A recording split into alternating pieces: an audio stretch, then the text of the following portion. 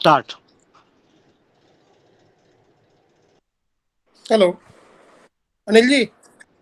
जी start कीजिए sir. जी जी, आवाज आ रही है। यह परिवार को मेरा नमस्कार है। और आज 95वां वेबिनार है। बहुत ही एक दुखद सूचना है जो मैं आप सबको वैसे जानकारी में सबके है। हमारे सीसीआई परिवार के अध्यक्ष डॉक्टर राघवेंद्र शर्मा जी, उनके भतीजे नवीन शर्मा राजा, उनका हृदय हृदय घात से 18/4/2022 को उनका देहांत हो गया, मृत्यु हो गई है। और बेहद ही तकलीफदायक पल थे वो। उस समय था, हम दोनों भाई मॉर्निंग वॉक करने गए हुए थे। सुबह मिल के गए। आधा घंटे बाद हमको सूचना आती है कि एक इस तरह की परेशानी आ रही है, कुछ घबराहट हो रही है। छोटा वाला ब्रदर उनको गाड़ी से लेकर के आया एकांत पार्क। हम दोनों को वहाँ से लिया और मुश्किल से 7, 7:30 से लेकर के 8:20 का ड्यूरेशन रहा ये। हॉस्पिटल लेकर गए, हॉस्पिटल में सारी चीज़ें कराई, पर नहीं समझ में आया कि सब क्या हो गया। इतना बड़ा कष्ट है, इतना बड़ा दुख है जो मेरी आंखों के सामने, हम दोनों के सामने से गुजर गया। मुझे एक तो वो होता है कि कब कुछ चीज़ को सुना जाता है, लेकिन हम दोनों ने अपनी आंखों के सामने से देखा कि हमारे सामने से राजा निकल गया। कोई कुछ नहीं कर पाया। पर कहते हैं नियति को क्या मंजूर है नहीं पता। 26 साल का लड़का, और मुश्किल से आधा घंटे का टाइम पीरियड नहीं रहा होगा। डॉक्टर की समझ में नहीं आया क्या हुआ, किस तरीके का दर्द था, राजा चला गया। इतना बड़ा कष्ट है अध्यक्ष जी, इतनी ज्यादा परेशानी में है। इतना मैं आपसे कहूँ कि 18 तारीख से लेकर के कल, वो यहाँ से दोपहर में फिर वापस शिवपुरी गए हुए हैं, अभी शिवपुरी में है। हमारा परिवार, सीसीएफ का परिवार, सभी लोगों की जो भी संवेदना है उस परिवार के साथ है, अध्यक्ष जी के साथ है। और इस दुख की घड़ी में हम सब उनके साथ खड़े हुए हैं, क्योंकि ईश्वर ने जो किया है वो नहीं मालूम है, लेकिन बहुत बड़ा कष्ट है। एक बार हम सब लोग मिलकर के 2 मिनट का ऐसा मौन धारण करें, ईश्वर से प्रार्थना करें कि उस आत्मा को अपने श्री चरणों में स्थान दे, और हमारे अध्यक्ष जी को, ताकि वो मन से विचलित ना हो। बहुत आप शायद बात की होगी, मिले होंगे। बहुत कष्ट है, मतलब मैं, शब्द नहीं है मेरे पास में। तो मेरा निवेदन है कि 2 मिनट का, अनिल जी, 2 मिनट का एक ईश्वर के लिए प्रार्थना करें कि इस कष्ट की घड़ी से उनको उबारे। जी भाई साहब।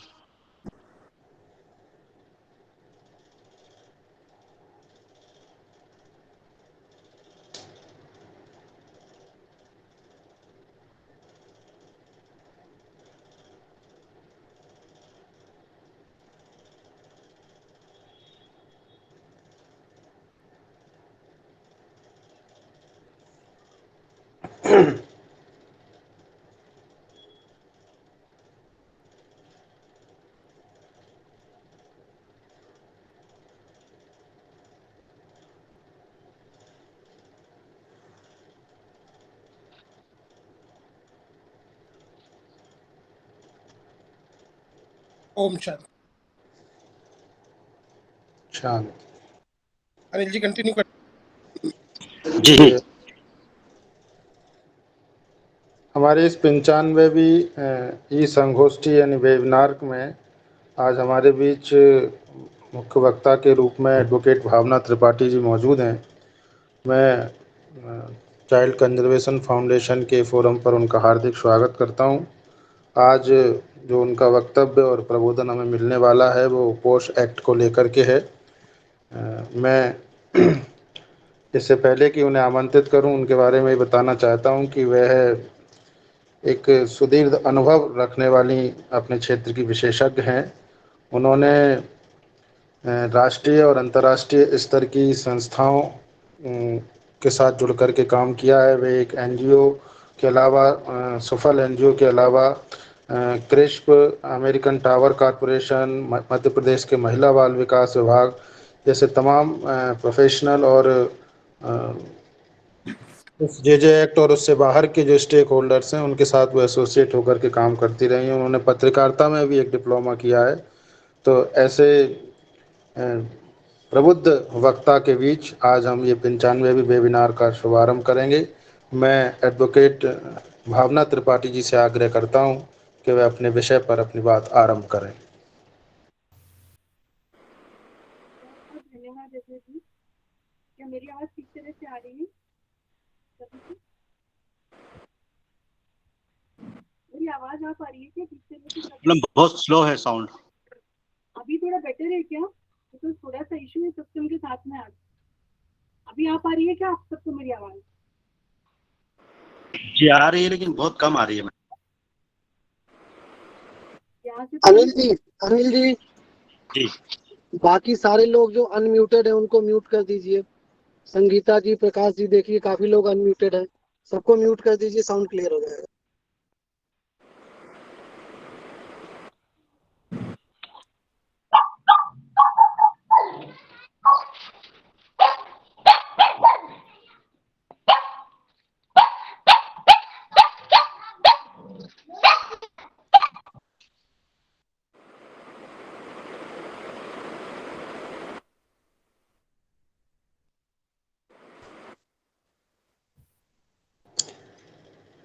जी भावना जी, अब शुरू करें आप। मेरी आवाज बेहतर आ रही है क्या अजय जी? जी आवाज आ रही है लेकिन आपकी आवाज बहुत कम आ रही है इधर। क्लैरिटी नहीं है क्या वॉइस में? जी जी मतलब समझ में आप आ सकेगा या नहीं आ सकेगा जिस पर मैं बोल रही हूँ? अभी आप शुरू करें तो फिर देख एक दो आधा मिनट में समझ में आता है। ठीक The है। sound is not coming properly. Sound is not coming. मैं त्रिपुरा से बोल रहा हूँ। Sound is not coming. Ajay ji फिर मुझे थोड़ा सा समय देंगे क्या, क्योंकि मेरे सिस्टम में थोड़ा सा इश्यू हो रहा है। जी आप शुरू करिए, आधा मिनट 1 मिनट तो समझ में आ जाएगा।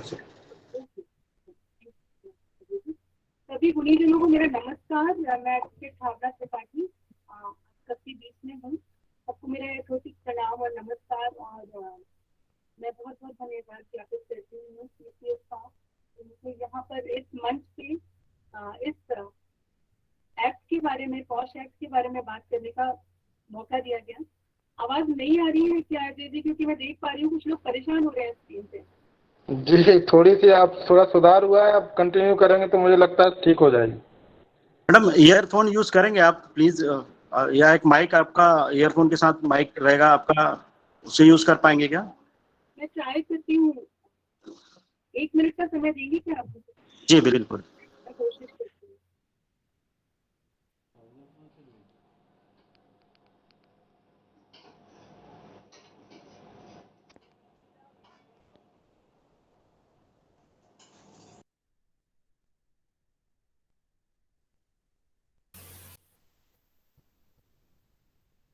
अभी बेहतर हुआ क्या? कुछ आवाज साउंड बेहतर हुआ थोड़ा? जी थोड़ा बेहतर हाँ हुआ। ठीक हुआ। Thank you so much. तो अगर आपकी परमिशन हो तो मैं चाहूंगी कि ये जो हम आज पॉश एक्ट के बारे में बात करना चाह रहे हैं, जो कि sexual harassment of women at work place prevention prohibition redressal act कहलाता है, जो 2013 में आया। तो उसको और अच्छी तरह से एक्सप्लेन करने के लिए मैं PPT यूज करना चाहूंगी, प्रेजेंटेशन के थ्रू जाना चाहूंगी। मुझे इजाजत है, परमिशन है उसकी? जी जी madam. Thank you so much. Anil, लोगों को अनम्यूट करके अपना म्यूट करें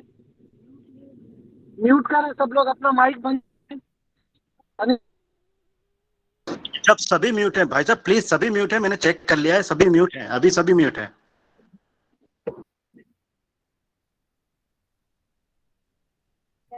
स्टार्ट करूंगी, बट दूसरा अगर कोई दिक्कत है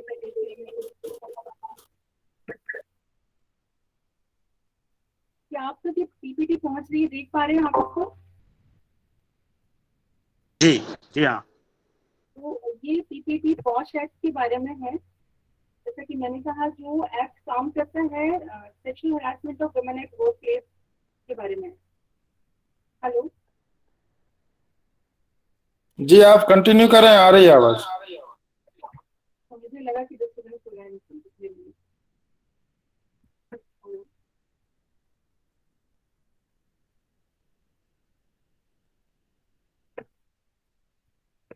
हेलो, हाँ जी,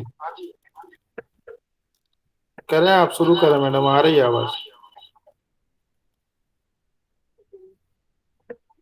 to share the screen from my end, मुझे दिक्कत हो रहा है स्क्रीन को आगे लेके जाने के लिए, तो स्क्रीन मेरे से नहीं हो पा रहा।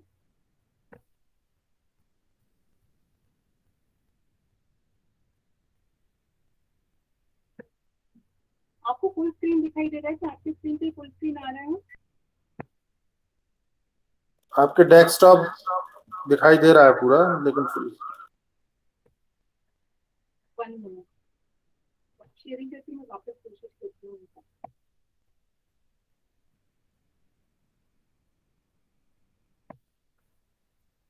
जब तक ये शेयरिंग हो रहा है तब तक मैं इसके बारे में कुछ बताना चाहूंगी। तो ये बात है 1992 की। आप सबने सुना होगा विशाखा गाइडलाइंस के बारे में। तो विशाखा गाइडलाइंस आई थी 1997 में, और विशाखा गाइडलाइंस आई किनकी वजह से थी? वो थी हमारी खबरी देवी। आप सबने ये नाम सुना होगा। ये है वो महिला जिनको खबरी देवी के नाम से हम जानते हैं, and she is a Pioneer. इन्होंने इनके ऊपर जो भी अत्याचार, सेक्शुअल हरासमेंट हुआ वर्क प्लेस पे, उसको लेकर के जो मतलब इनकी जो लड़ाई थी, उसकी वजह से हम जैसी महिलाएं आज वर्क प्लेस पे सुरक्षित महसूस कर सकती हैं खुद को, क्योंकि 2013 में हमको ये पॉश एक्ट मिला। तो ये जो विशाखा गाइडलाइंस आई थी, ये 1997 में दी गई थी। इसके पीछे की एक थोड़ी सी हिस्ट्री जिसके बारे में मैं बात करना चाहूंगी। ये बात है 1992 की, जब खबरी देवी थी, जो कि राजस्थान की एक छोटे से गांव की रहने वाली महिला थी।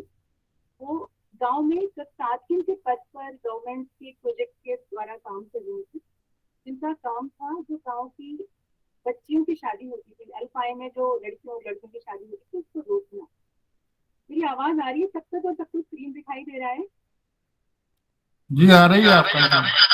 Thank you so much. मुझे लगा फीडबैक नहीं आ रहा है। तो ऐसा ही एक केस था, जबकि एक सो कॉल्ड हाई सोसाइटी या उच्च जाति के, उच्च वर्ग के जो वहाँ एक परिवार था, उनकी बच्चे की शादी करना चाह रहे थे। बच्चे की उम्र महज 3 से 4 साल की थी।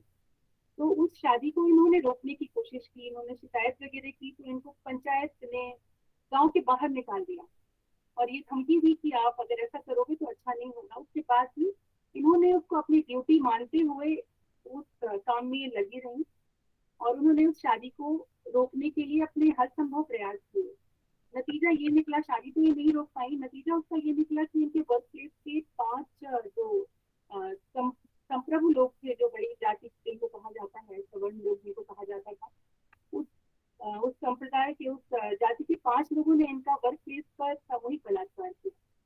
और स्थिति ये थी कि ये मतलब एक थाने से दूसरे थाने अपने एफआईआर के लिए भटकती रही, और जब ये ट्रायल कोर्ट तक पहुंच भी पाई तो 5 के 5 जो बलात्कारी थे उनको बाइज्जत बरी कर दिया गया।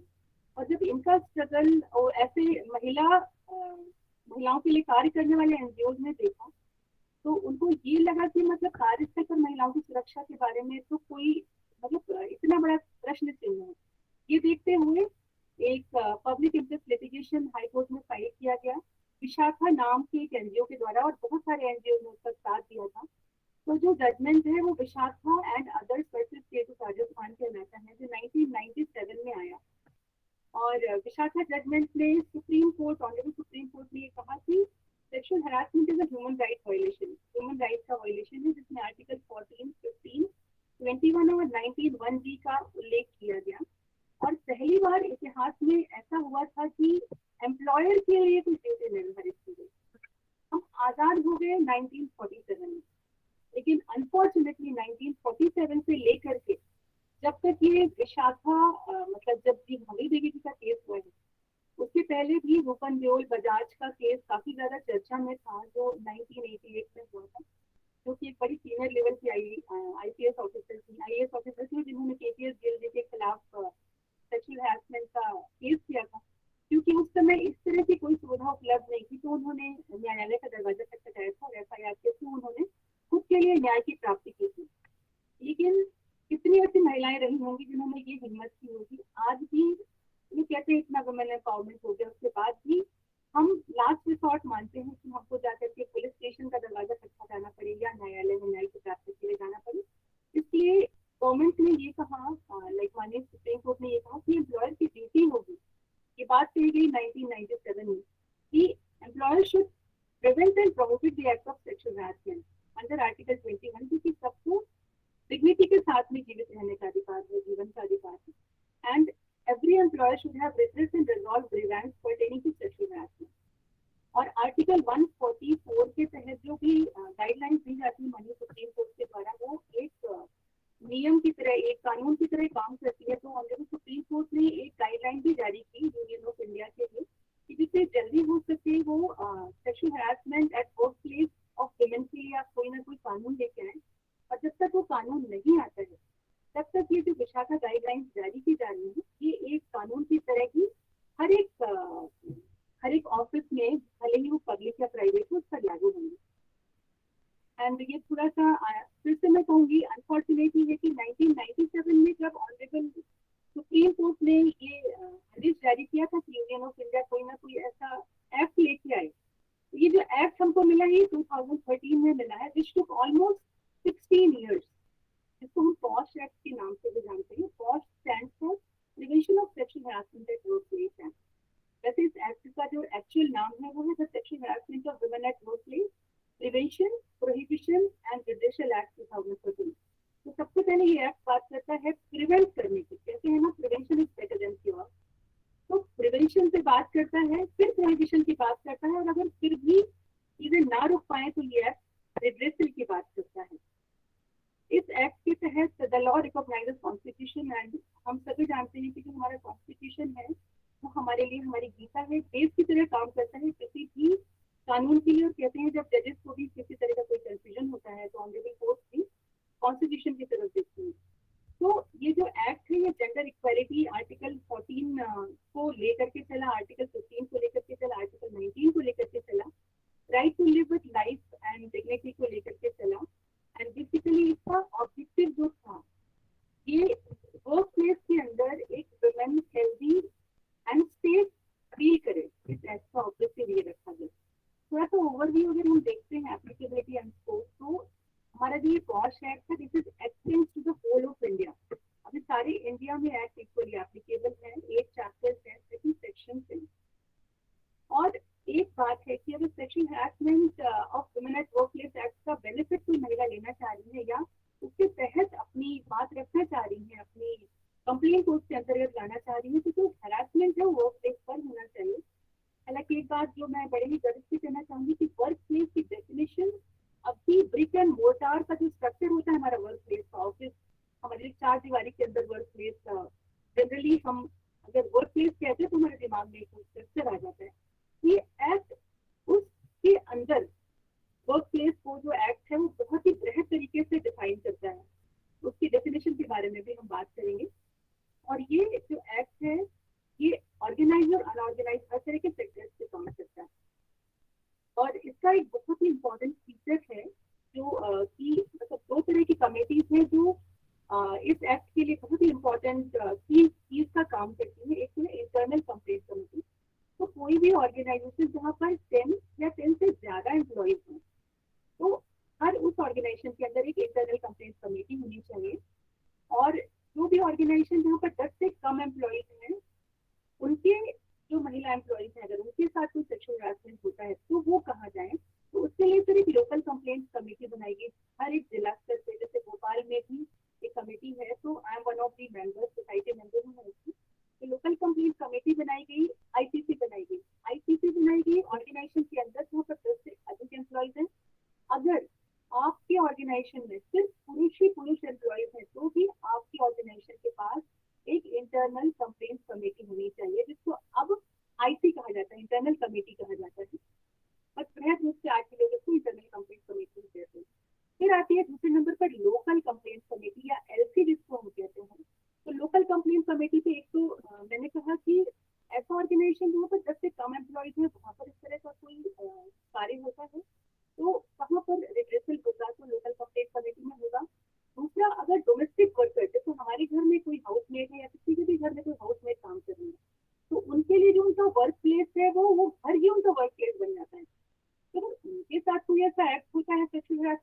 वो कहाँ जाए, तो they are suppose to go to LC, वो एलसी जा सकती है। तीसरा, अगर किसी ऑर्गेनाइजेशन के हेड ऑफ द ऑर्गेनाइजेशन, जैसे डायरेक्टर ऑफ द ऑर्गेनाइजेशन या ओनर ऑफ द ऑर्गेनाइजेशन के ऊपर ऐसा कोई सेक्शुअल हरासमेंट का चार्ज कोई महिला लगाती है, तो कोई घटना होती है, तो उनके लिए भी ये प्रावधान किया गया है कि वो महिला भी बजाय आईसी के पास जाने के, इंटरनल कंप्लेंट कमेटी के पास जाने के, वो भी लोकल कंप्लेंट कमेटी के पास जा सकती है और उनका ग्रीवेंस का रिड्रेसल हो सकता है। This Act recognizes the possibility of false prosecution and prescribes punishment for false or malicious complaints and false evidences. जैसा कि हम सब जानते हैं कि जब भी कोई एक्ट किसी के लिए भी बनाया जाता है तो उसका उपयोग के साथ साथ दुरुपयोग की पॉसिबिलिटी कितनी होती है। चाहे हम हरिजन एक्ट की बात करें, चाहे हम 498A एक्ट की बात करें, उसी तरह से जब इस एक्ट को बनाया गया तो इस बात को ध्यान में रखा गया और इस बात को ध्यान में रखते हुए लॉ के अंदर ये चीज लाई गई कि अगर आप फॉल्सली किसी को एप्लीकेट करने की कोशिश करते हैं, hello, am I audible to everyone? मतलब एक्चुअली ऑडियो आपका चेक कीजिए थोड़ा सा, क्योंकि ऑडियो सारे हम लोग अपने लेवल पर चेक कर चुके हैं, थोड़ा माइल्ड ऑडियो है।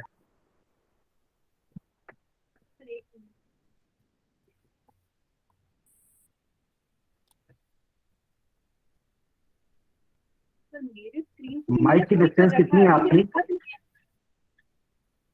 हाँ जी, डिस्टेंस तो ज्यादा नहीं है सर, मैं काफी पास से बोल रही हूँ माइक के।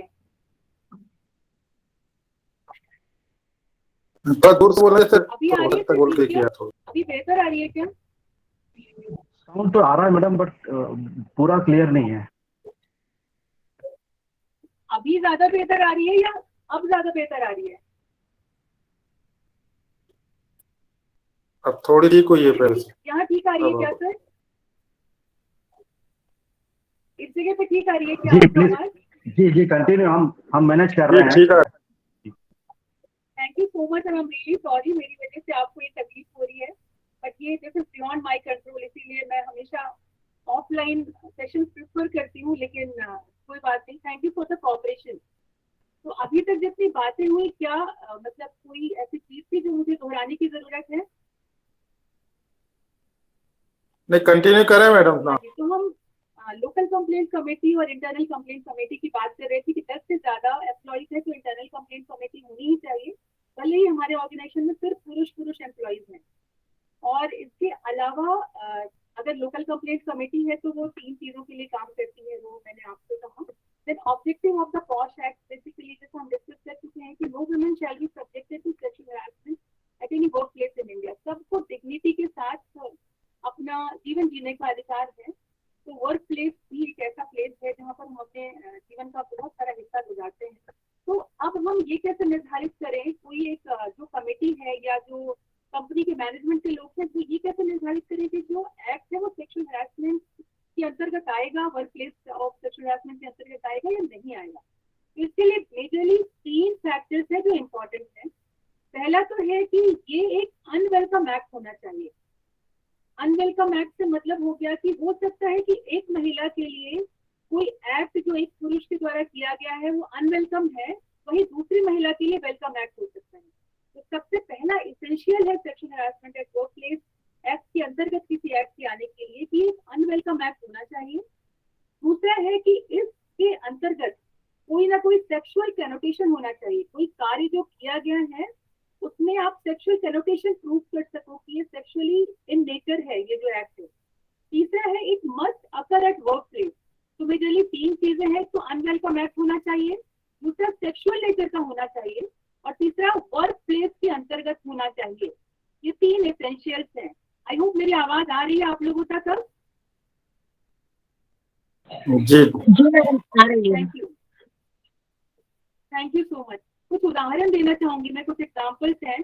सेक्सुअली कलर्ड रिमार्क, किसी को सेक्सिस्ट रिमार्क पास ऑन करना किसी पे, किसी से सेक्सुअल फेवर मांगना कि आप अगर if you are coming for the tea, मेरे साथ चाय पे आओगी, कॉफी पे आओगी, या if you are spending your night with me तो आपको प्रमोशन मिलेगा, आपको ये पद मिलेगा, आपको वो पद मिलेगा।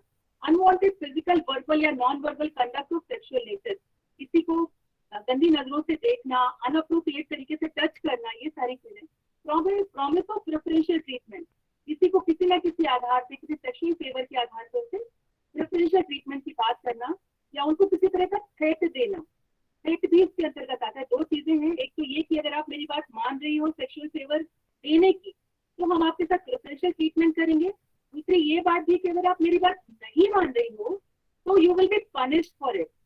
इस तरह की धमकी देना कि तुमको मैं देख लूंगा, तुम देखता हूँ तुम्हारा प्रमोशन कैसे होता है, you not listening to me, मेरे डिमांड को तुम नहीं मान रही हो, तो वो सारी चीजें जो है वो सेक्सुअल हैरेसमेंट के अंतर्गत आती है।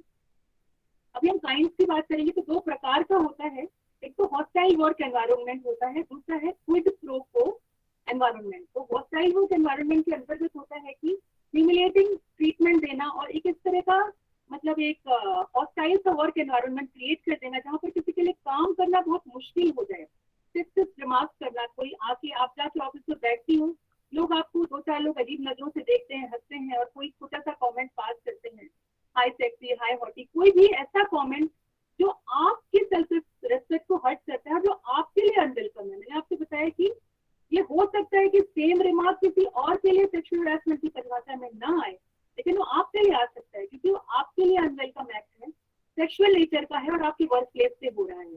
तो मेजरली कोई भी ऐसा एक्ट जो सेक्सुअल कनोटेशन से इन्वॉल्व हो और आपके एनवायरनमेंट को हॉस्टाइल बना दे, जहाँ पर आप पूरी तरीके से पूरी तरह से अपना काम ना कर पाए, गंदी फोटोज दिखाना, ऑब्सीन फोटोज दिखाना, physical contact, brushing against the women, generally लोग ऐसा करते हैं और गंदी से स्माइल पास ऑन करते हैं, तो हॉस्टाइल वर्क एनवायरनमेंट के अंतर्गत आएगा।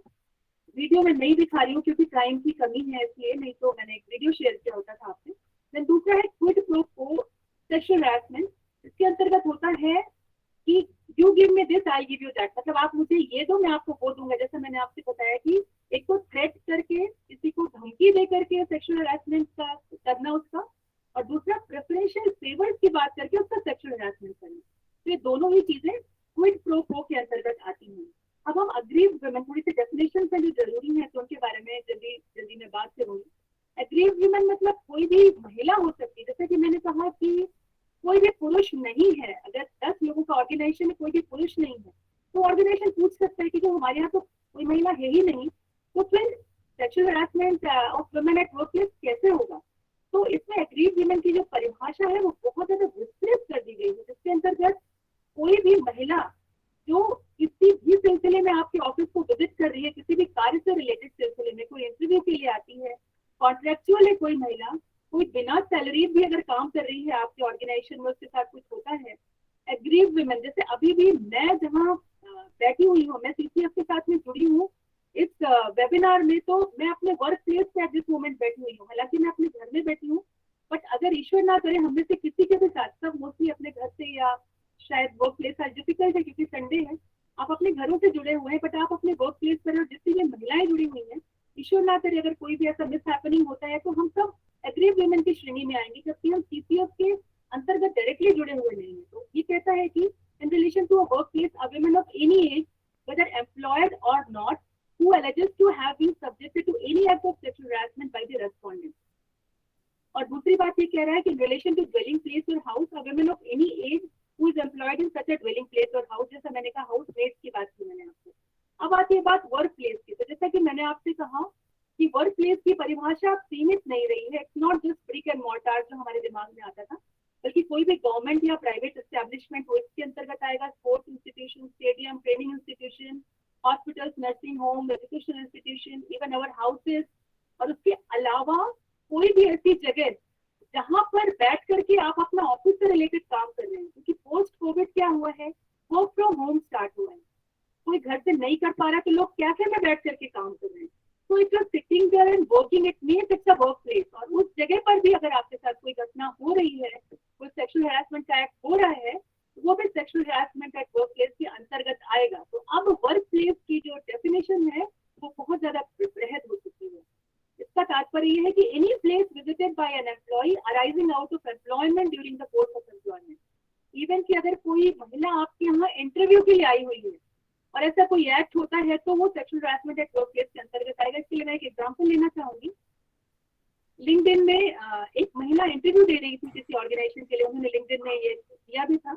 तो जो इंटरव्यूअर थे ही वाज मास्टरबेटिंग, तो शी टुक सम स्क्रीनशॉट्स और उन्होंने आईटी जो रेस्पोंडेंट की आईटी कमेटी होती है उनके साथ कंप्लेंट की जाती है, तो she has put a complaint at work. और मामले को एक सीरियस कंप्लेंट के रूप में लिया गया। अभी एम्प्लॉयर कौन है? तो anybody who is part of management और सुपरविजन और कंट्रोल इज कॉल्ड एम्प्लॉयर। और एम्प्लॉय कौन है? तो जैसा कि मैंने आपसे कहा कि डेफिनेशन बहुत ब्रॉड कर दी गई है, जिससे कि कोई भी महिला हर महिला वर्क प्लेस को सुरक्षित महसूस करे। तो कोई भी regular, temporary, ad hoc employ directly या कोई एजेंट के माध्यम से काम कर रहा हो, कॉन्ट्रैक्टर के माध्यम से काम कर रहा हो, with remuneration, without remuneration, voluntarily, express या employ term, probationer, apprentice employ, मतलब कोई भी व्यक्ति किसी भी कैपेसिटी में काम कर रहा है तो वो इस एक्ट के अंतर्गत कोई सेक्सुअल हैरेसमेंट जो भी होता है वो इस एक्ट के अंतर्गत कवर किया जाएगा। अभी कुछ इंपॉर्टेंट पॉइंट है इस एक्ट से रिलेटेड। तो इस एक्ट ने मेल एम्प्लॉयज को कवर नहीं किया है, ये मेल एम्प्लॉयज को कोई प्रोटेक्शन नहीं देता है। ये थोड़ा अनफॉर्चुनेट हो सकता है, but at the same time ये एक्ट ये बात भी करता है कि the organisation can have a gender neutral sexual harassment policy. हर ऑर्गेनाइजेशन अपनी एक पॉलिसी रख सकता है जो कि जेंडर न्यूट्रल हो, जो कि उस ऑर्गेनाइजेशन की एंटी सेक्सुअल हैरेसमेंट पॉलिसी हो। जिस तरह से महिलाओं के लिए एक्ट काम करता है उसी तरह से जनरली बहुत सारे ऐसे प्राइवेट ऑर्गेनाइजेशन हैं जिन्होंने अपने लिए gender neutral anti sexual harassment policy बना रखी है। इसमें जो ICC होती है, इंटरनल कंप्लेंट कमेटी, इसके स्ट्रक्चर की बात करते हैं। इसका मैं आपको दिखाती हूँ।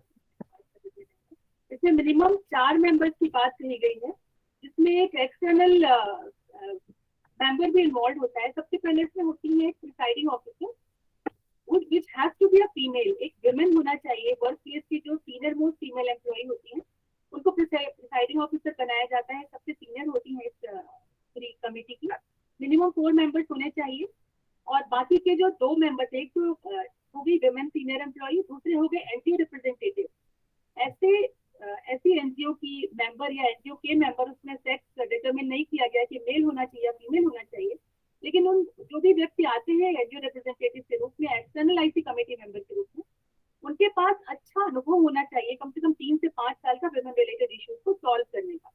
उसके बाद उसी संस्था के 2 और लोगों को लिया जाता है जो विमेन रिलेटेड इश्यूज पे जिनका इंटरेस्ट हो या जो काम कर रहे हैं। एक सबसे बड़ी बात जो ध्यान रखने योग्य है आईसीसी बनाने के समय कि at least 50% of members should be female of this committee. अभी पावर्स क्या क्या है आईसीसी के? तो इंटरिम डिसाइड कर सकता है, अंतरिम राहत दे सकती है आईसीसी, ट्रांसफर का रिकमेंडेशन दे सकती है, 3 मंथ की लीव का रिकमेंडेशन दे सकती है, कॉम्पनसेशन डिसाइड कर सकती है, एनुअल रिपोर्ट भी देनी होती है हर साल आईसीसी को। तो बेसिकली प्रिसाइडिंग ऑफिसर हो गए, 2 और मेंबर्स हो गए और एक एक्सटर्नल मेंबर हो गए। ये होता है इंटरनल कंप्लेंट कमेटी का स्ट्रक्चर। नेचुरल जस्टिस के अकॉर्डिंग ही ये एक्ट भी काम करता है। मतलब जितना अधिकार और जितना मौका एक कंप्लेनेंट को दिया जाता है उतना ही मौका दिया जाता है हमारे जो रेस्पोंडेंट होते हैं जिनके अगेंस्ट ये कंप्लेंट फाइल की गई है। तो अभी कंप्लेंट को फाइल करने का प्रोसीजर क्या होता है? तो रिटन फॉर्म में अगर मैं पीड़िता हूँ तो मुझे रिटन कंप्लेंट देनी होगी, जितने भी सपोर्टिंग डॉक्यूमेंट्स हैं उनको लगा के लिस्ट ऑफ विटनेसेस के साथ ही।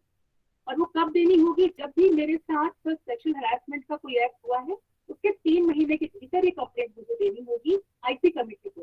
फिर आईसी कमेटी क्या करेगी? आईसी कमेटी उसकी एक कॉपी रेस्पोंडेंट को सेंड करेगी जिनके अगेंस्ट कंप्लेंट आई है विदिन 7 वर्किंग डेज। उसके बाद 10 वर्किंग डेज के भीतर रेस्पोंडेंट को अपना रिप्लाई भेजना पड़ेगा अपने सारे डॉक्यूमेंट्स और लिस्ट ऑफ विटनेसेस अटैच करते हुए।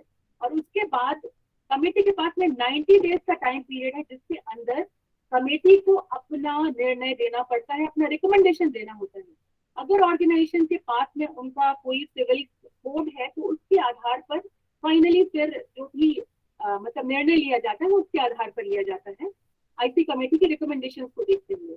अब कॉन्सिलिएशन का प्रोविजन भी है। अगर मान लीजिए मैं कंप्लेंट दे रही हूँ और मैं चाहती हूँ कि सामने वाला जिसने हैरेसमेंट किया है अगर वो माफी मांगने के लिए तैयार है तो मैं अपना कंप्लेंट वापस ले लूंगी। और अगर मैं ऐसे रिक्वेस्ट करती हूँ आईसी कमेटी से तो वो मेरी रिक्वेस्ट से कॉन्सिलिएशन करा सकते हैं। पहली बात ये। दूसरी बात ये कि किसी भी तरह का मॉनेटरी सेटलमेंट अलाउड नहीं है। तीसरी बात ये कि कॉन्सिलिएशन के लिए पीड़िता को फोर्स नहीं किया जा सकता है। तो इन शॉर्ट ये मैं लास्ट स्लाइड लूंगी क्योंकि मैंने काफी टाइम ले लिया है, तो मैं ये स्लाइड के माध्यम से समझाना चाहूंगी कि सबसे ऊपर अगर अपन देखते हैं sexual harassment incident at work place, अगर ये होता है, पारित हो रहा है, कंप्लेंट गई है, तो इसमें 2 तरह की सिचुएशंस हो सकती हैं।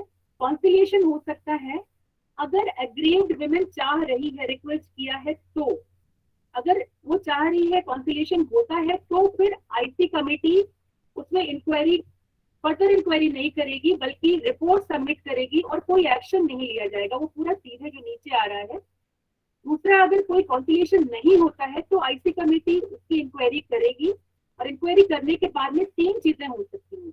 या तो एलिगेशन प्रूव होगा, या तो एलिगेशन नहीं प्रूव होगा, या तो एलिगेशन फॉल्स प्रूव होगा। अगर एलिगेशन प्रूव होता है तो पेनल्टी या एक्शन ऑफ मिसकंडक्ट लिया जाएगा बाय द आईसी कमेटी, और अपने रिकमेंडेशंस वो एम्प्लॉयर तक पहुंचाएंगे और एम्प्लॉयर उस रिकमेंडेशन को लागू करेंगे। और अगर एलिगेशन प्रूव नहीं हो पाता है तो एक चीज ध्यान रखें, एलिगेशन प्रूव नहीं होने का मतलब ये नहीं है कि कंप्लेंट गलत थी, लेकिन एलिगेशन प्रूव अगर नहीं हो पाता है तो एम्प्लॉयर के द्वारा कोई एक्शन नहीं लिया जाएगा। और अगर जो एलिगेशन लगाया गया है, मान लीजिए मिस्टर एक्स पे एलिगेशन मिस वाई ने लगाया, और वो एलिगेशन ऐसा प्रूव हुआ कि मतलब ये एलिगेशन किसी मेलिशियस इंटेंशन से लगाया गया था, किसी दुश्मनी को भंजाने के लिए या उनकी अपनी किसी स्वार्थ से लगाया गया था, गलत लगाया गया था, तो वो उल्टी सजा जो मिस्टर एक्स को होने वाली थी वो मिस वाई को हो जाएगी। मतलब ये सुधारी तलवार है जो दोनों तरफ से काम करती है। और इसके साथ ही मैं ये बताना चाहूंगी कि अगर आपको ये लगता है कि आपके साथ गलत हुआ है किसी के भी साथ, whether it is a complainant और रेस्पोंडेंट, तो आप दोनों फ्री हैं, आप जा सकते हैं फर्दर अपील के लिए टू दी ऑनरेबल कोर्ट। तो ये कहते हुए मैं अपनी वाणी को यही विराम दूंगी और क्षमा चाहूंगी एक बार फिर आप सबसे, अगर मतलब बिकॉज ऑफ टेक्निकल इश्यूज मेरी बात ठीक तरह से आप लोगों तक ना पहुंच पाई हो। और अगर किसी तरह का कोई भी डाउट होता है तो I think after the next session जो भी आपके क्वेश्चंस हैं उनको as per best of my capacity मैं आंसर करना चाहूंगी। बहुत बहुत धन्यवाद। धन्यवाद आदरणीय भावना जी, आपने बहुत महत्वपूर्ण जानकारी दी और इस फोरम में हमारी महिला सदस्य भी काफी संख्या में जुड़े रहती हैं और बाल कल्याण समिति या जुवेनाइल बोर्ड पे काम करती हैं, तो अक्सर इस तरीके की परिस्थितियां निर्मित होती ही रहती हैं। आपने जो जानकारी दी उसका कानूनी तौर पर लोग उपयोग करेंगे ऐसा मैं मानता हूँ। बहुत बहुत धन्यवाद आपका। और इस सेशन के बाद कुछ जो डाउट्स होंगे हमारे वो हम आपसे साझा करेंगे। इस 95वीं वेबिनार के हमारे दो दूसरे वक्ता हैं doctor Rakesh Bhargava, member secretary Kiran foundation, हमारे बीच मौजूद हैं। मैं उनसे आग्रह करूंगा कि वह सीपीआर फॉर चिल्ड्रंस आज जो उनका विषय है उस पर अपनी बात आरंभ करें। डॉक्टर राकेश भार्गव। जी सर, नमस्कार। नमस्कार। उसका मैंने एक सर वो एक वीडियो चला देंगे क्या? मैंने एक वीडियो भेजा था जी CPR जी के ऊपर, जी छोटा जी सा। जी जी जी सर, जस्ट मिनट। वो चला दीजिए, फिर उसके बाद मैं इसको शुरू करता हूँ। हाँ? तो एक अच्छा गाना है, गाने के रूप में उसको CPR को समझाया गया है, उसको आप सब लोग ध्यान से देखें और उसको सुने भी। गाने को उन्होंने उसके CPR कब करना है, कैसे करना है, क्या पूरा बताया, फिर उसको मैं अपने सामने यहाँ पे कोशिश करूंगा आपको बताने की।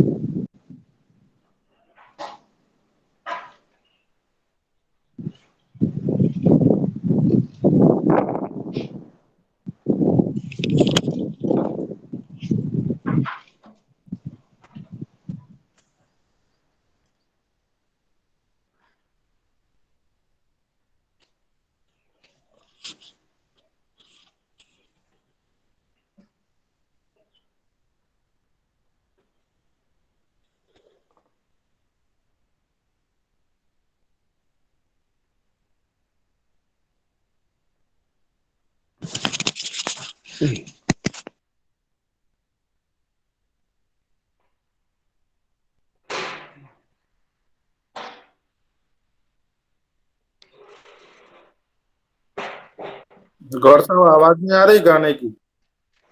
हाँ, आवाज नहीं आ रही है।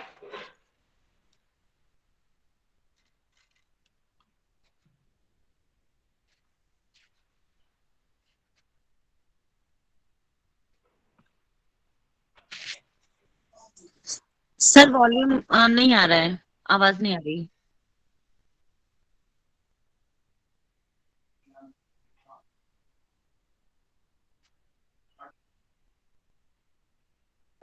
फिर से ट्राई कर रहे हैं। आज शायद हमारे यहाँ ऑडियो से ऑडियो का प्रॉब्लम चल रहा है।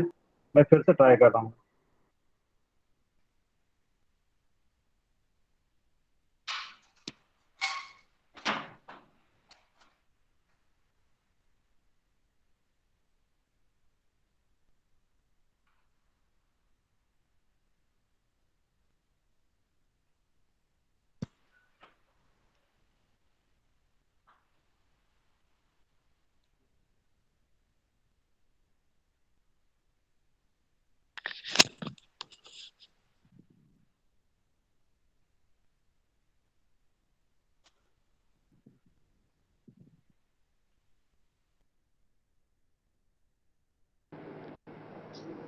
ऑडियो के ऊपर म्यूट का साइन बना हुआ आ रहा है।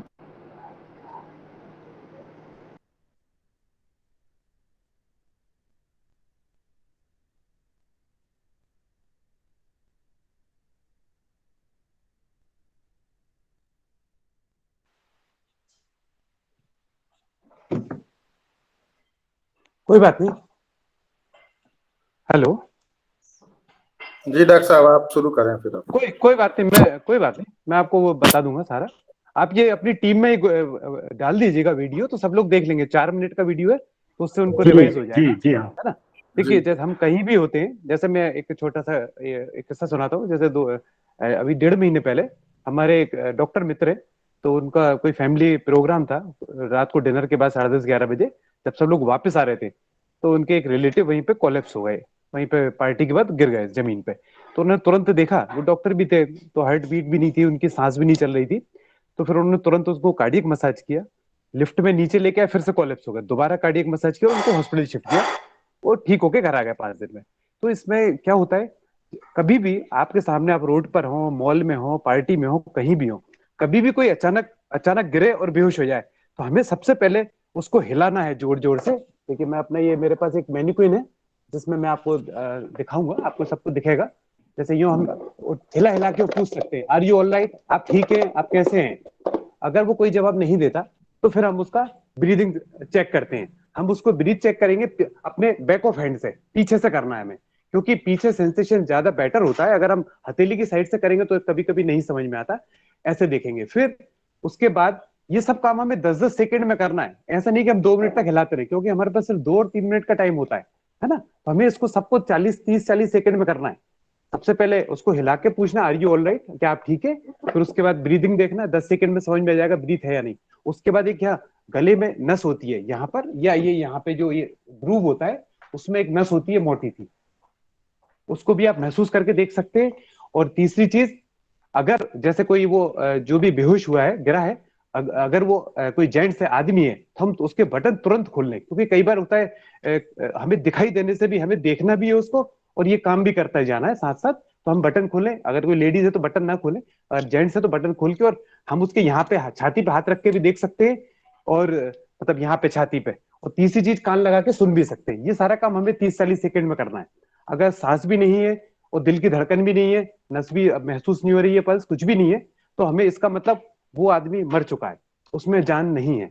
आप मॉल में हैं या किसी शादी में है, किसी और के, मतलब आप अकेले हैं, और आपको ये काम आता है, आपने जाके तुरंत देखा, और आपको ऐसा लगता है कि अब इसमें कुछ भी नहीं है, तो उनके साथ रिलेटिव 10 हो या कोई जो भी हो, और भी आसपास 10 लोग इकट्ठे होंगे, तो आप उनको तुरंत ये बोले कि ये इस आदमी में, इस व्यक्ति में जान नहीं है, इसकी दिल की धड़कन नहीं है, सांस भी नहीं चल रही है, और मैंने इसकी ट्रेनिंग ली है, मैंने सीपीआर को सीखा है। इसको आजकल कोल्स भी बोलते हैं, COLS, मतलब compression only life support. CPR में जो है मुंह से सांस देनी होती है, पर उसकी आजकल नई टेक्निक आ गई है, जरूरत नहीं होती है। मतलब पोल्स मतलब कंप्रेशन ओनली लाइफ सपोर्ट, सिर्फ हमें मसाज करना है। जब हमने देख लिया कुछ भी नहीं है, एक 40-50 सेकंड 1 मिनट में ही देख लिया, उसके बाद हम उस बॉडी को सबसे पहले साइड में लेके आए। मतलब जो भी आदमी बेहोश हुआ है, उसको हम साइड में, जैसे रोड पे है, अगर वो रोड पे है तो फुटपाथ पे ले आए। बहुत ज्यादा टाइम लगेगा, 10 सेकंड लगेंगे। आप उसके बाद तुरंत मसाज शुरू कर दें। मसाज हमें कैसे करनी है, साइड में लेके आए, और जो हमारा जो पेट के ऊपर का जो 2-3 इंच का हिस्सा होता है, जैसे ये पेट है, यहाँ तक दिख रहा है ना आपको वीडियो, है ना, ये पेट है, तो ये निप्पल के नीचे और इस पेट के ऊपर ये जो 3 इंच का हिस्सा है, यहाँ पर हमें हाथ रखना है ऐसे, ठीक है ना। और हाथ को हमें कैसे रखना है, कोई सा भी हाथ अंदर हो कोई सा भी बाहर हो, यूं हमें ग्रिप बनानी है ऐसे, यूं, ठीक दिख रहा है ना आप सब लोगों को, ठीक है। और उसके बाद उसको हमें अपने ऐसे लॉक करना है, ये लॉक हो गया, उसके बाद हमें इसको ऐसे, ठीक है, बिल्कुल।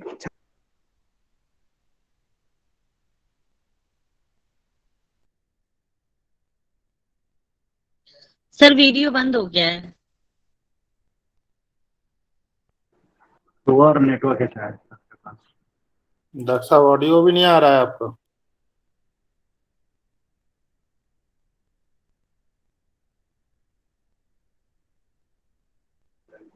डॉक्टर भार्गव, आप शायद नेटवर्क ठीक से नहीं आ रहा है आपका।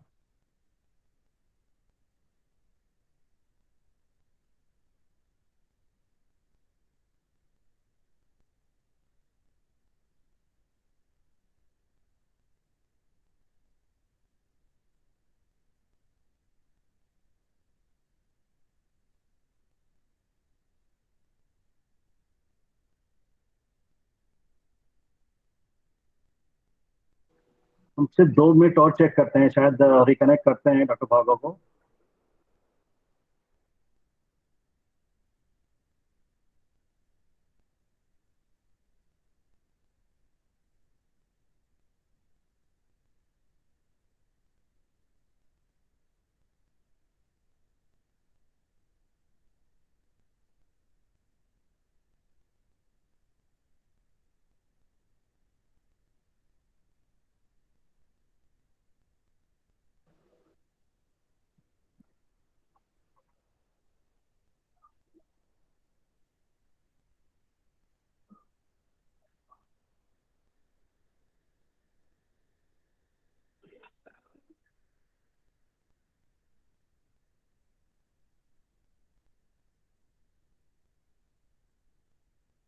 सीपीआर पर ये बहुत बढ़िया एडिशन हमने आज वेबिनार में रखा है। कोशिश कर रहे हैं कि फिर से कनेक्ट होते हैं। बाय द टाइम हमारे साथ राकेश जी भी अवेलेबल है, हमारे फाउंडर मेंबर हैं राकेश जी अग्रवाल। आप अवेलेबल है क्या सर?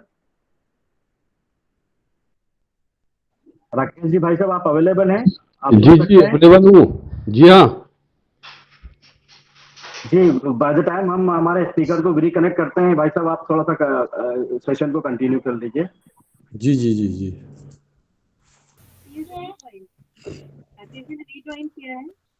मैं लगा रहा हूँ उनको बात हो।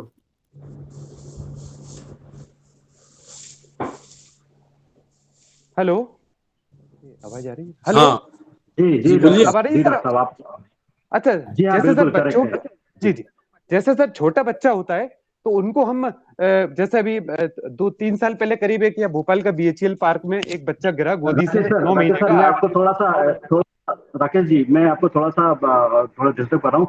हम सीपीआर पर कर रहे हैं और एक छोटा सा बिगनिंग लाइन सीपीआर से लेकर आप फिर से कंटिन्यू कर दीजिए प्लीज, क्योंकि रिकॉर्डेड सेशन है ये। जी अच्छा सर ओके, मैं फिर से करता हूँ। जैसे देखिए, कभी भी हमारे कहीं भी हम हो, अगर आपके सामने कहीं भी कोई बेहोश हो जाता है, अचानक चलते चलते गिर जाता है, वो जैसे शुगर पेशेंट होता है, हाइपोग्लाइसीमिया के कारण भी ऐसा हो सकता है, पर उसमें सांस रहेगी। जब भी कोई गिरता है रोड पर है तो हम उसको सबसे पहले साइड में फुटपाथ पर लाएं, उसके बाद हम उसका अपना सांस चेक करें। जैसे यूं उल्टा हाथ पीछे नाक के सामने रख के हम उसकी ब्रीदिंग देखनी है, सांस है कि नहीं है। उसके बाद हम यहाँ पर गले में जो एक गड्ढा होता है ऐसा ही तिरछा, ऐसे गर्दन घुमाए तो यहाँ पे हम अपनी नस कैरोटिड मोसिड नस होती है जिसको हम महसूस कर सकते हैं। अगर उसमें पल्सेशन है मतलब उस व्यक्ति में जान है, या दिल की धड़कन बिल्कुल भी नहीं है, अगर कोई आदमी है तो हम उसके ऊपर का बटन खोल सकते हैं। और क्योंकि कई बार होता है कि ऐसे महसूस नहीं होती, पर हम छाती ऊपर नीचे अगर ऐसा दिख रहा है कि हो रही है, इसका मतलब उस व्यक्ति की धड़कन चल रही है या सांस ले रहा है वो। अगर कुछ भी नहीं है, सांस भी नहीं है, दिल की धड़कन भी नहीं है, तो फिर हमें कार्डियक मसाज शुरू करना है उसको। हम और साइड से करना है, हमें सामने से नहीं कर सकते। हम साइड से पेश, जैसे ये मैनकिन है, ये सामने से लेटाया है इसको, जैसे ये सामने, ठीक है ना, तो उसके हमें जो जैसे ये निप्पल के नीचे और पेट के बिल्कुल ऊपर जो हमारी ये बीच की हड्डी होती है उसमें करना है, और नीचे की साइड करना है। और कम से अगर एडल्ट है तो 2-3 इंच दबाना है, ठीक है ना। और इसको हमें 30-30 की साइकिल में करना है, ठीक है सर, 30-30 की साइकिल में जैसे। और इसके बाद हमें अपना फोन स्पीकर पे करना है, 100 नंबर डायल करते जाना है, 108 डायल करते जाना है, और मसाज भी करते जाना है बिल्कुल स्ट्रेट हैंड के साथ। और ये हाथ का हमें ऐसा लॉक करना ही है, ऐसा लॉक, और हाथ हमारा बिल्कुल सीधा हो। हथेली जो है, ये वाली हथेली बिल्कुल उस पर टच करनी है, और वो टच करके फिक्स करना है उसको। वो वहां से ऐसे जंप नहीं करनी चाहिए ऊपर नीचे, उसको फिक्स करना है और छोड़ना नहीं है उसको, बस हमें पुश करना है, अपने आप ऊपर आएगा वो। जैसे बॉडी होती है, मैनकिन भी बिल्कुल वैसे ही है, जैसा हमारा शरीर का छाती होती है उसी की तरह बना हुआ है, अपने आप लौट के आता है।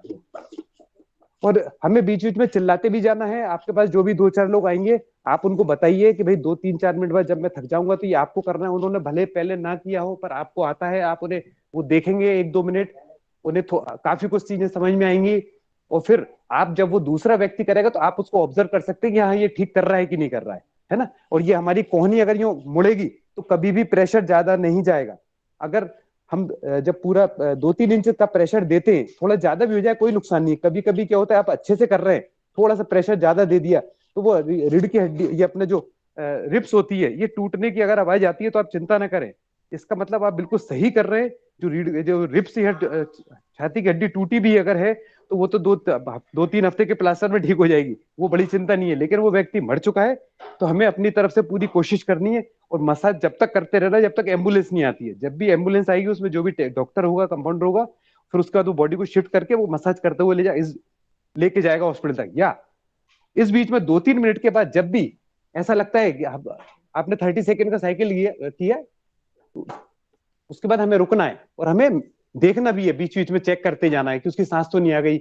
अगर वो उसकी सांस वापस आ गई है या दिल की धड़कन वापस आ गई है तो फिर हमें उसको तुरंत करवट लेटाना है, राइट लेटरल, सीधे हाथ की तरफ उसको करवट लेटा दे। इसलिए लेटा दें कि जैसे 2-3-4 मिनट आपने कार्डियक मसाज किया, इतना प्रेशर दिया, हो सकता है आधे 1 घंटे पहले खाना खाया हो, तो वो मसाज के बाद कभी कभी वो पेशेंट उल्टी करता है। तो अगर हम ऐसा कर देंगे, अदरवाइज क्या होगा, मरीज सीधा लेटा रहेगा, वो उल्टी करेगा तो वो छाती में जाने का डर होता है, ठीक है ना। तो छाती में जाना मतलब वो और भी मतलब एस्पिरेट है, वो मतलब वो व्यक्ति में जान वापस आ गई, लेकिन वो एस्पिरेट होना भी बहुत खराब चीज होती है। फिर उसे वेंटिलेटर पे रखते हैं और वो एक बार एस्पिरेट हुआ, छाती में गया तो फिर वो बड़ा टाइम लगता है। तो उसको ऐसे आप करवट से लेटा दें, राइट लेटरल, सीधे हाथ की तरफ करवट कर दें।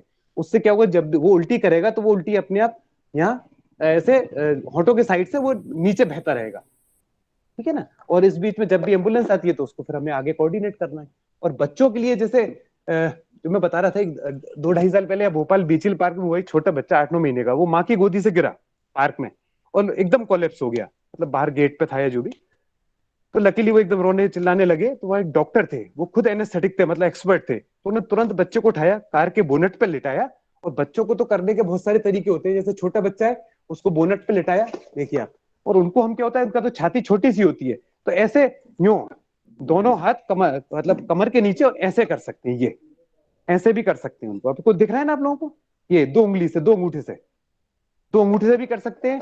और छोटे बच्चों को ऐसे 2 उंगली से भी कर सकते हैं, जैसे न्यूबॉर्न होते हैं या 6-8 महीने के बच्चे, तो 2 उंगली से भी प्रेशर देके करना। उनको कम प्रेशर लगता है तो उनको अलग तरीका होता है करने का, कम प्रेशर देना रहता है। और थोड़ा बड़ा बच्चा है तो जैसे एडल्ट के लिए मैंने बताया इसका मैनिक्विन के साथ, तो वो उनको एडल्ट को, बड़े बच्चों को 7-8 साल 10 साल के बच्चों को तो हमें ऐसे ही करना है जैसे कि एडल्ट के लिए किया है हमने। और इसके लिए कभी मतलब आप जहां भी लोग आप लोग रहते हैं वहां आसपास कोई हॉस्पिटल हो या वहां पे, तो आप उनसे कोऑर्डिनेट करके एक, जैसे हम जहाँ स्कूलों में और होटल वगैरह में करते हैं सेशन, तो हम ये मैनिक्विन 2-3 ले जाते हैं और ट्रायल भी कराते हैं सारे जो लोग करना चाहें। तो ट्रायल कराने से क्या होता है, आप थोड़ा सा एक्सपर्ट हो जाते हैं, कॉन्फिडेंस भी बढ़ जाता है। जी, और कुछ पूछना चाहते हैं आप लोग?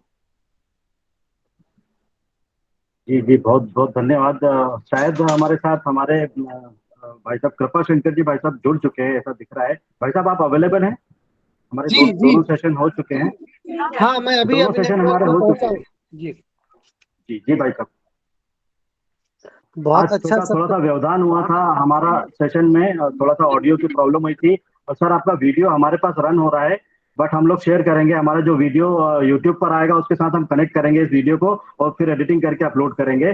कृपा शंकर जी भाई साहब आप कंटिन्यू करिए प्लीज। जी, मैं थोड़ा ही जुड़ पाया, आखिरी में देखा मैंने। बहुत बहुत अच्छे तरीके से डॉक्टर राकेश भार्गव ने बताया, और उम्मीद है कि भावना जी का भी सेशन बहुत अच्छा रहा होगा। तो हम एक पूरा सीसीएफ परिवार आज जिस मुसीबत से आज गुजर रहा है, मैं ईश्वर से प्रार्थना करता हूँ कि हम सभी को शक्ति दें कि जल्द से जल्द हम इस स्थिति से बाहर निकलें। बहुत बहुत धन्यवाद भावना जी एंड डॉक्टर राकेश भार्गव। अगर भविष्य में समय मिला तो एक बार फिर हम इस सब्जेक्ट पे सीपीआर पे खास करके हम एक बार और आपके साथ रखेंगे अपना सेशन। अनिल जी आप कंटिन्यू करें। जैसा अभी सभी को हमने सेशन के बिगनिंग में ही बताया कि छोटा सा हुआ, लेकिन हमारी एक क्रमबद्धता है जिससे हम 95 सेशन और वेबिनार पर निरंतर आगे बढ़ते चल रहे हैं, तो डिसकंटिन्यू भी नहीं कर सकते कि एक हमारी ड्यूटी भी है कि नेशन को सर्व करना है, बच्चों के लिए अच्छे से हम लोग लगे हुए हैं। चाइल्ड कंजर्वेशन फाउंडेशन पूरी इच्छा शक्ति के साथ और पूरी स्पिरिट के साथ लगा हुआ है। सारे सदस्य कुछ न कुछ डिस्टर्बेंस आता है, थोड़ा सा डिस्टर्बेंस आया था, लेकिन हम कोशिश करेंगे कि जो भावना जी का जो सेशन था उसकी ऑडियो को क्लियर करें, और जो हमारा ऑफिशियल यूट्यूब चैनल है उस पर पूरे के पूरे इसको सेशन को फिर से डालेंगे और लिंक आपके साथ शेयर करेंगे। अब ये सेशन हम ओपन कर रहे हैं। अगर आपके जो भी हमारे जो श्रोता जुड़े हुए हैं, अगर आपका कोई क्वेश्चन है सीपीआर से रिलेटेड, एडल्ट सीपीआर या बच्चों के लिए जो सीपीआर में हम लोग जो क्रिटिकल सिचुएशन में फंस जाते हैं उससे रिलेटेड, या भावना जी का जो सेशन था उससे रिलेटेड है, तो डायरेक्ट ओपन सेशन है, प्लीज कंटिन्यू।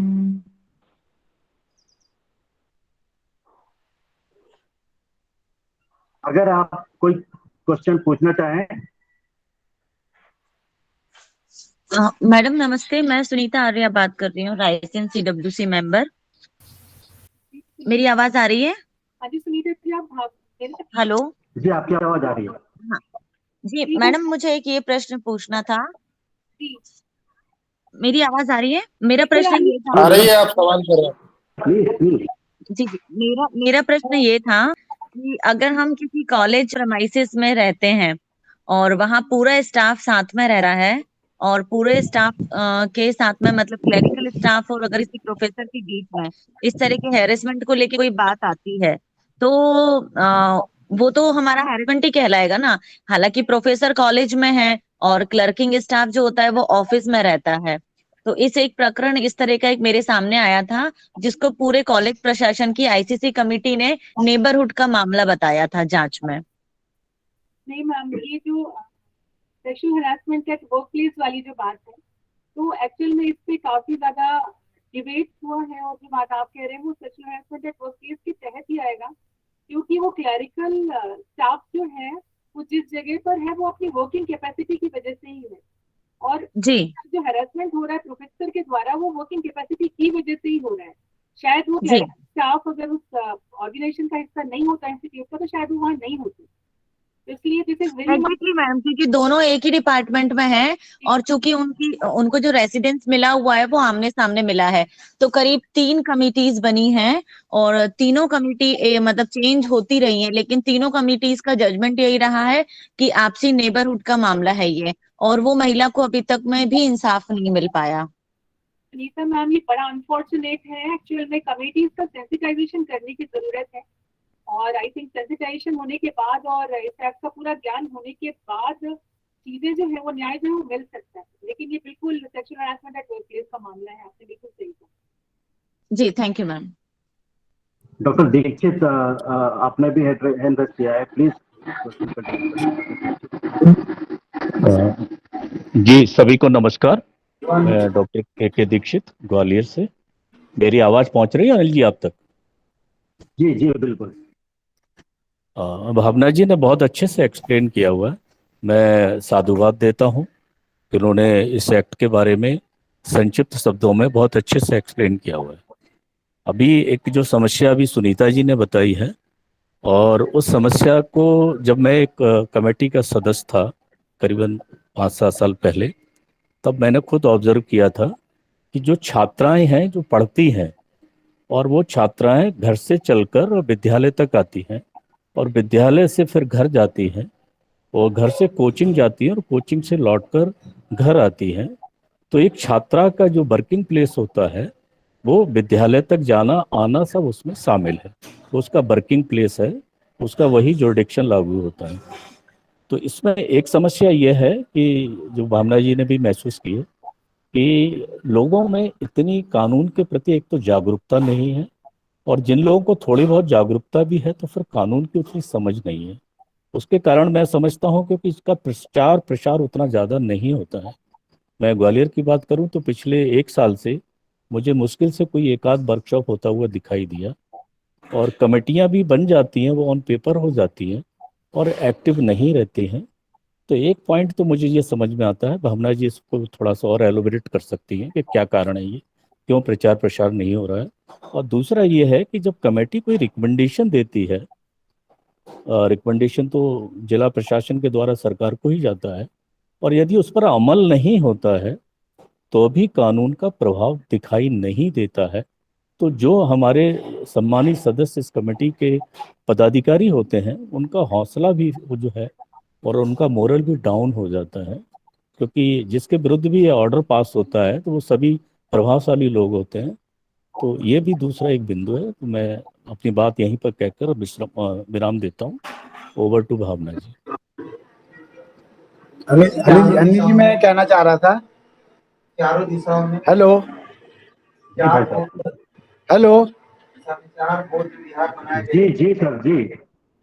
मेरा ये कहना है था कि भावना मैडम ने जो चीज बताया है ना कि आंतरिक परिवार समिति जो मतलब पूरे विभागों में जो बनती है, तो वो उन लोग का सबसे बड़ी बात है कि उनकी ट्रेनिंग नहीं होती। सबसे बड़ा ये है कि वो ट्रेनिंग नहीं होने की वजह से ये सब डिफिकल्टीज वगैरह आती रहती है। और नंबर 2 ये है कि इतने सारे डिपार्टमेंट है पूरे मतलब हर जिले में, लेकिन उसमें मतलब मान के चलिए कि 90% इंस्टीट्यूट में चाहे स्कूल हो चाहे वहाँ पे आंतरिक परिवार समिति का गठन नहीं किया गया। ये बड़ा दुर्भाग्य की बात है। जब एक्ट के अनुसार यदि अगर कमेटी बनी है तो निश्चित रूप से उनका सस्टेनेबल डेवलपमेंट के लिए ट्रेनिंग्स होना चाहिए, और दूसरा है कि कंपलसरी रूप में हर डिपार्टमेंट में ये लागू होना चाहिए। ये भावना जी ने जो अभी जो एक्ट के बारे में जो चीज़ बताया है